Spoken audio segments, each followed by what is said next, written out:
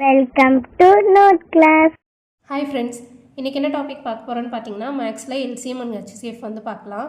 Video பார்க்குறதுக்கு முன்னாடி நம்ம சேனலை சப்ஸ்கிரைப் பண்ணாமல் வீடியோ பார்த்துட்ருக்கீங்கன்னா சப்ஸ்கிரைப் பண்ணிவிட்டு வீடியோ பாருங்கள். ஸோ எல்சிஎம் அண்ட் ஹெச்சிசிஎஃப் அப்படிங்கிற டாபிக் எடுத்துட்டிங்கன்னா மொத்தம் உங்களுக்கு 13 ஃபார்முலாவை பேஸ் பண்ணி தான் கொஸ்டின்ஸ் வரும். அது என்னென்ன ஃபார்முலாஸ் அப்படிங்கிறத ஒன் பை ஒன்னாக பார்க்கலாம். ஃபார்முலா 1 என்னென்னு பார்த்தீங்கன்னா இரு எண்களின் பெருக்கல் பலன் அப்படின்னு question கேட்டிருந்தாங்கன்னா HCF into LCM.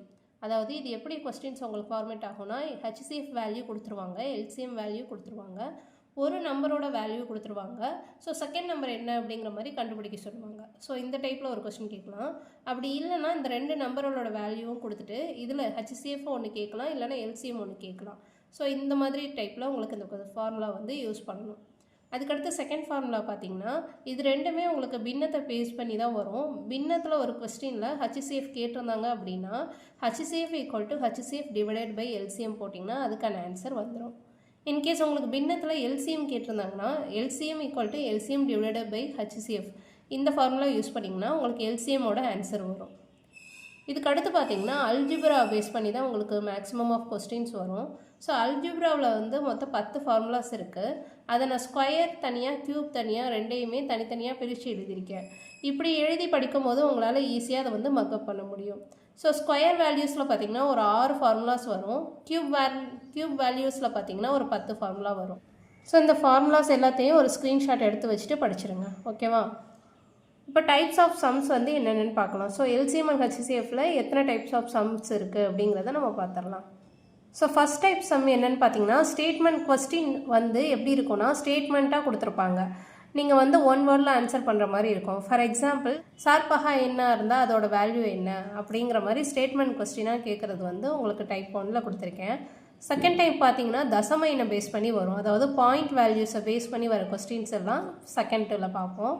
Third என்னன்னு பார்த்தீங்கன்னா பின்னம். ஃபோர்த்து டைப் பார்த்தீங்கன்னா அடுக்குக்குறி பேஸ் பண்ணி வரும். அதாவது பவர் வேல்யூஸில் வச்சு வர சம்ஸ் எல்லாத்தையும் டைப் 4 சம்ஸில் பார்ப்போம். டைப் 5 என்னன்னு கொடுத்துருக்கேன்னு பார்த்தீங்கன்னா கம்பைனடு. அதாவது உங்களுக்கு நம்பரும் கொடுத்துருப்பாங்க. இப்போ நம்பர் 10 கொடுத்து அது பக்கத்தில் பவர் வேல்யூஸ் பேஸ் பண்ணி உங்களுக்கு கொஸ்டின்ஸ் வரும். ஸோ வந்து இது கம்பைனடு சம்ஸ் மாதிரி நான் உங்களுக்கு கொடுத்துருக்கேன். டைப் 6 பார்த்தீங்கன்னா இரு நம்பரின் பெருக்கல் பலன். நம்ம ஃபஸ்ட்டு ஃபார்முலா பார்த்தோம் இல்லையா, அதை பேஸ் பண்ணி வர கொஸ்டின் எல்லாம் டைப் 6ல் பார்ப்போம். டைப் 7 பார்த்தீங்கன்னா ரேஷியோ மெத்தடு. டைப் 8 பார்த்தீங்கன்னா நம்ம அல்ஜிப்ரா 10 ஃபார்முலாஸ் உங்களை படிக்க சொன்னோம் இல்லையா, அதை பேஸ் பண்ணி வர கொஸ்டின்ஸ் எல்லாம் டைப் 8ல் பார்ப்போம். டைப் 9ல் பார்த்தீங்கன்னா ஜோடிகள்.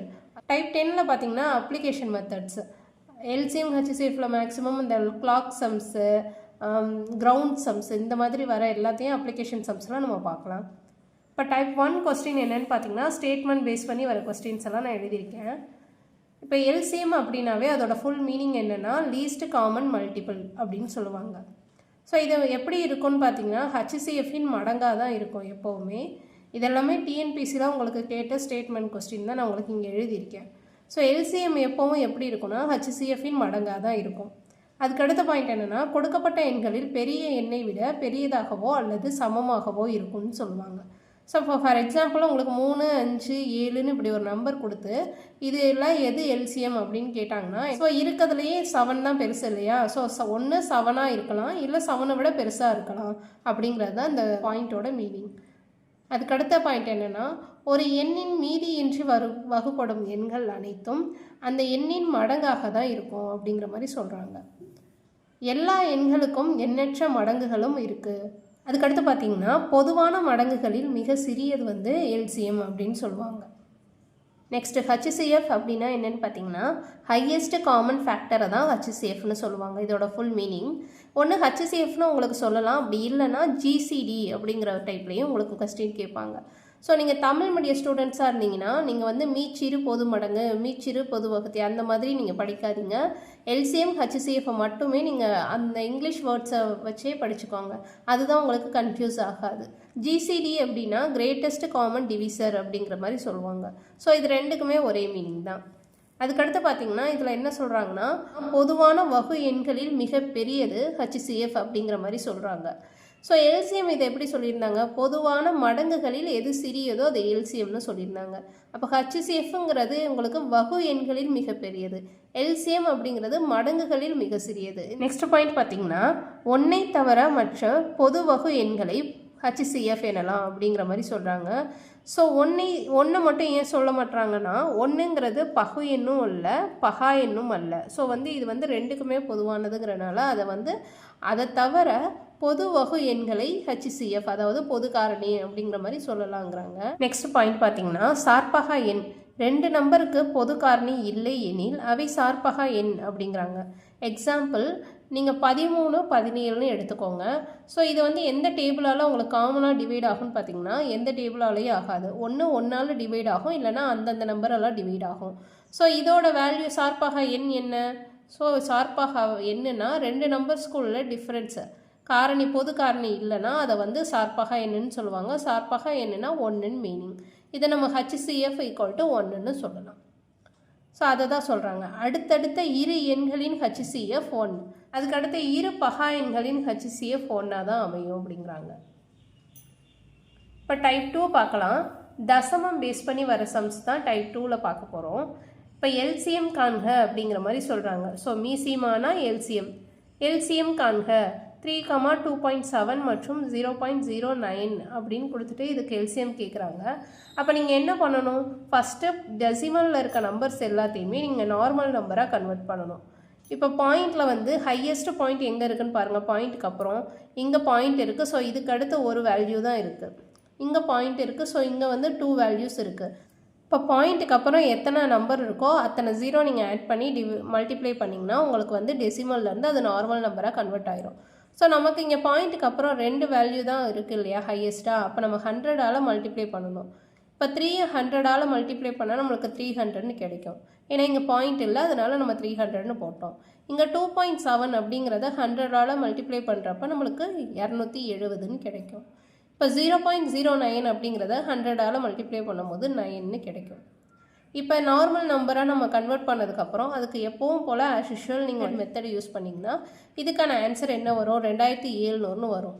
ஸோ நம்ம எந்த நம்பரால் மல்டிப்ளை பண்ணமோ அந்த நம்பரால் நீங்கள் டிவைட் பண்ணணும். இப்போ 100ஆல் மல்டிப்ளை பண்ணனால 100ஆல் டிவைட் பண்ணோன்னா 2 0க்கு 2 0 கேன்சல் ஆயிரும். ஸோ நம்மளுக்கான எல்சிஎம் ஆன்சர் என்னென்னா 27.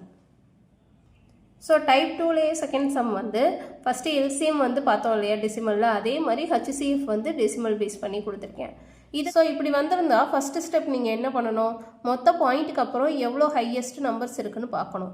இங்கே பார்த்தீங்கன்னா பாயிண்ட்டுக்கு அப்புறம் ஒரு நம்பர் தான் இருக்குது. ஸோ இங்கே பாயிண்ட்டுக்கு அப்புறம் 2 நம்பர் இருக்குது. இங்கே பாயிண்ட்டுக்கு அப்புறம் 2 நம்பர் இருக்குது. இதில் எது நம்மளுக்கு பிக்கஸ்ட்டு? 2 தானே பெருசு. அப்போது நீங்கள் எந்த ஆளாக மல்டிப்ளை பண்ணணும்னு பார்த்தீங்கன்னா 100ஆல் மல்டிப்ளை பண்ணணும். அப்போ நம்ம 1.08 100ஆல் மல்டிப்ளை பண்ணோம்னா 108ன்னு வரும். 0.36 100ஆல் மல்டிப்ளை பண்ணுறப்ப 36ன்னு வரும். 0.9 100ஆல் மல்டிப்ளை பண்ணுறப்ப 19 வரும். ஸோ இது எல்லாத்தையும் நார்மலாக கன்வெர்ட் பண்ணதுக்கப்புறம் எப்பவும் போல் HCF கண்டுபிடிச்சிட்டு வர ஆன்சரை எந்த நம்பரால் நம்ம மல்டிப்ளை பண்ணோமோ அந்த நம்பரால் டிவைட் பண்ணால் நமக்கான ஆன்சர் 0.18. ஸோ இந்த ஸ்டெப் எப்படி வந்துச்சுன்னு உங்களுக்கு புரியுதா? இப்போ 2 0 இருக்குது. நம்ம 2 நம்பருக்கு அப்புறம் தான் பாயிண்ட் வைக்கணும். அப்போ 181க்கு அப்புறம் பாயிண்ட் வைப்போமா? அப்போ பாயிண்ட் முன்னாடி எதுவுமே இல்லைன்னா அது 0 தானே சொல்லுவோம். அப்போ 0.18 நம்ம ஆன்சர் எழுதணும். நெக்ஸ்ட்டு டைப் 3 பார்க்கலாம். பின்னம் மெத்தடு. ஃபர்ஸ்ட் சம் பாருங்கள்.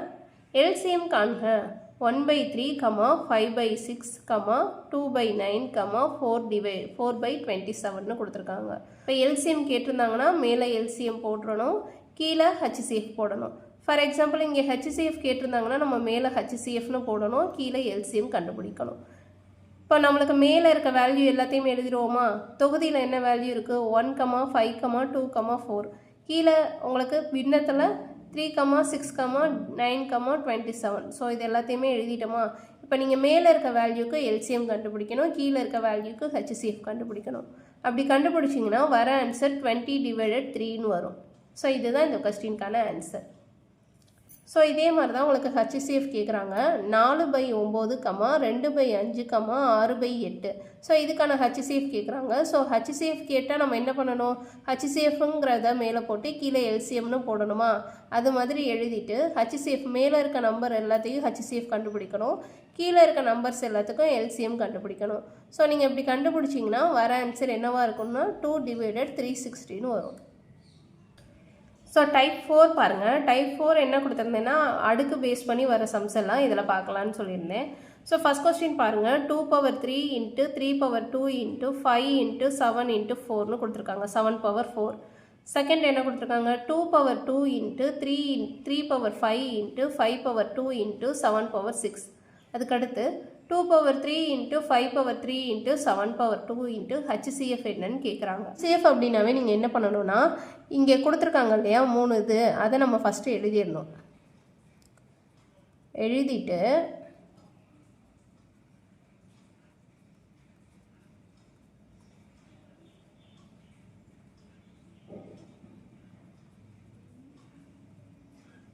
ஸோ HCFனா இங்கே கொடுத்துருக்க வேல்யூவை நான் இப்படி காமனாக எழுதிட்டேன். இதில் எது உங்களுக்கு காமனான நம்பர்ஸ் வருதுன்னு ஃபஸ்ட்டு பார்க்கணும். இப்போ வந்து 2 வந்து 3லேயுமே வருதா, ஸோ அதனால நான் இங்கே 2 எழுதிட்டேன். இங்கே 3ங்கிறது ஃபஸ்ட்டு 2க்கு மட்டும்தானே வருது, 3க்கு வரல இல்லையா, அதனால நம்ம 3 எழுதக்கூடாது. அதுக்கடுத்து பார்த்தீங்கன்னா 5 வந்து 3லேயுமே வரனால நம்ம 5ன்னு எழுதிட்டோம். 7ங்கிறது 3லேயுமே உங்களுக்கு வருது, ஸோ 7ஐயும் நம்ம எழுதிட்டோம். ஸோ HCF அப்படிங்கிறது காமனாக எதுலலாம் வந்திருக்கோ அதை தான் நம்ம எழுதணும். ஆனால் LCM அப்படின்னா எதில் காமனாக இல்லைனாலும் அது எல்லா நம்பரையுமே கொடுத்துருக்க கொஸ்டினில் எல்லா வேல்யூஸுமே எழுதுறது பேர் LCM. HCFங்கிறது 3லேயுமே இப்போ 3 ஃபார்முலா கொடுத்துருக்காங்கன்னா 3லேயுமே உங்களுக்கு அது காமனாக இருக்கணும் அந்த நம்பர். ஸோ அதுக்கு பேர் தான் HCF. இப்போ அதுக்கடுத்து என்ன பண்ணணும்னா, இது மாதிரி 3 நம்பரை எழுதிட்டோமா, அடுத்து பவரை பார்க்கணும். இருக்கிறதுலையே பவர் என்ன சின்ன வேல்யூவோ அதை தான் நம்ம HCFாக எழுதணும். இப்போ 2லேயே இங்கே 3ன்னு இருக்குது, இங்கே 2ன்னு இருக்குது, இங்கே 3ன்னு இருக்குது. அப்போ நீங்கள் எதை எழுதணும், பவர் 2வை தான் எழுதணும். அதுக்கடுத்து 3 இல்லை நம்ம விட்டுட்டோம். 5லேயே பவர் 3ன்னு இருக்குது, இங்கே நம்பருக்கு மேலே பவர் வேல்யூ உங்களுக்கு எதுவும் கொடுக்கலன்னா அங்கே வந்து 1 இருக்கிறதா நம்ம கன்சிடர் பண்ணணும். அப்போ 5/1ங்கிறத 5ன்னு எழுதலாமா, அது எழுதியாச்சு. அதுக்கடுத்து 7ல் பாருங்கள், 7ல் 7/4, 7/6, 7/2. அப்போ நம்மளுக்கு இருக்கிறதுலே சின்ன வேல்யூ என்ன, பவரில் 2 தானே, அப்போ 7/2ன்னு எழுதிட்டோம். இப்போ இதெல்லாத்தையும் நம்ம மல்டிப்ளை பண்ணோன்னா நம்மளுக்கான ஆன்சர் என்ன, 980. நெக்ஸ்ட் கொஸ்டின் பார்க்கலாம். ஸோ டைப் 5 பார்த்தீங்கன்னா கம்பைன்டு மெத்தடு. நம்பர்ஸ் கொடுத்து அது கூட வந்து உங்களுக்கு வேரியபிள்ஸ் கொடுத்து பவரில் வேல்யூ கொடுத்துருக்கிறது பேர் தான் கம்பைன்டு மெத்தடு. ஸோ நீங்கள் இதில் என்ன பண்ணணும்னா, ஸ்டெப் 1ல் கொடுத்துருக்க நம்பர்ஸ் எல்லாத்துக்குமே ஃபஸ்ட்டு என்ன கேட்குறாங்க, HCF கேட்குறாங்க இல்லையா. அப்போ 10, 15, 20க்கு வந்து நீங்கள் ஃபஸ்ட்டு HCF எடுத்துடணும். இது என்ன டேபிளால் உங்களுக்கு டிவைட் ஆகும் காமனான்னு பார்த்தீங்கன்னா 5th டேபிளில் போட்டிங்கன்னா இங்கே 2ன்னு வரும், இங்கே 3ன்னு வரும், இங்கே 4ன்னு வரும். இதுக்கடுத்து நம்மளுக்கு காமனான டேபிளில் இது டிவைட் ஆகுமா, ஆகாது இல்லையா. அப்போ நம்மளுக்கு HCF வேல்யூ என்ன, 5. இதுக்கு அடுத்த ஸ்டெப் என்ன பண்ணணும், கொடுத்துருக்க வேரியபிள்ஸில் எதெல்லாம் காமனாக இருக்குன்னு எழுதணும். ஏங்கிறது இங்கேயும் இருக்குது, இங்கேயும் இருக்குது, இங்கே இல்லை, ஸோ ஏயை வந்து எழுதக்கூடாது. பி பார்த்திங்கன்னா பி இங்கேயும் கொடுத்துருக்காங்க, இங்கேயும் கொடுத்துருக்காங்க, இங்கேயும் கொடுத்துருக்காங்க, ஸோ பி எழுதிட்டோம். இதில் பவர் எது சின்னது, இங்கே 2 கொடுத்துருக்காங்க, இங்கே 2, இங்கே 3. அப்போ நம்ம என்ன பவர் எடுக்கணும், HCFங்கிறப்ப சின்ன பவர் தான் எடுக்கணும். LCM கேட்டிருந்தாங்கன்னா பெரிய பவர் நீங்கள் எடுக்கணும். ஸோ இதுக்கு என்ன HCFங்கிறனால B/2ன்னு எழுதிட்டோம். அதுக்கடுத்து C இங்கேயும் இருக்குது, இங்கே இருக்குது, இங்கே இருக்குது, 3 இடத்துலையுமே C வரனால C எழுதியாச்சு. ஸோ பவரில் பார்க்குறப்ப 2 பெருசா 3 பெருசா, நமக்கு 2 தானே பெருசு, ஸோ வந்து C/2ன்னு எழுதிட்டோம். அப்போ நம்மளுக்கு என்ன ஆன்சர் வரும், இங்கே 5 அப்படியே எழுதி 5B², C². ஸோ இதுதான் இதுக்கான ஆன்சர். இப்போ டைப் 1லேருந்து டைப் 5 வரையும் எல்லா மெத்தட்லேயுமே உங்களுக்கு ஒரு சம் வந்து நடத்தியிருக்கேன். இதை பேஸ் பண்ணி உங்களுக்கு ஒரு 4 சம் ஹோம்ஒர்க் கொடுத்துருக்கேன். அது என்னன்னு பார்த்தீங்கன்னா, பவர் பேஸ் பண்ணி வர ஆன்சர் LCM கண்டுபிடிக்கணும். அதுக்கடுத்து கம்பைன்டு மெத்தட் இப்போ லாஸ்ட்டாக பார்த்தோம் இல்லையா, அதில் வந்து ஒரு LCM வந்து கேட்டிருக்கேன். 3rd சம் என்னன்னு பார்த்தீங்கன்னா, நார்மலாக HCF வந்து கண்டுபிடிக்கணும். 4th சம் வந்து உங்களுக்கு டெசிமல் தான் கொடுத்துருக்கேன். ஸோ இந்த 4 ஹோம்ஒர்க்கையுமே நீங்கள் ட்ரை பண்ணிவிட்டு எனக்கு கீழே கமெண்ட் பண்ணுங்கள். ஸோ டைப் 6லேருந்து டைப் 10 வரையும் நம்ம பார்ட் 2 வீடியோவில் பார்க்கலாம். பார்ட் 2 வீடியோ பார்க்குறதுக்கு முன்னாடி நீங்கள் நான் அல்ஜிப்ரா ஃபார்முலாஸ் கொடுத்துருப்பேன் இல்லையா, அதை வந்து கிளியராக படிச்சுட்டு வந்துடுங்க. அப்போ தான் நம்மளுக்கு பார்ட் 2 வீடியோ உங்களுக்கு கிளியராக புரியும். ஸோ இந்த வீடியோ பிடிச்சிருந்தா லைக் பண்ணுங்கள், கமெண்ட் பண்ணுங்கள், சப்ஸ்கிரைப் பண்ணுங்கள். என்னோட PDF வேணும்னா கீழே டிஸ்கிரிப்ஷனில் வைக்கிறேன். சப்ஸ்கிரைப் பண்ணிவிட்டு ஓப்பன் பண்ணுறவங்களுக்கு மட்டும்தான் ஓப்பன் ஆகும். தேங்க்யூ.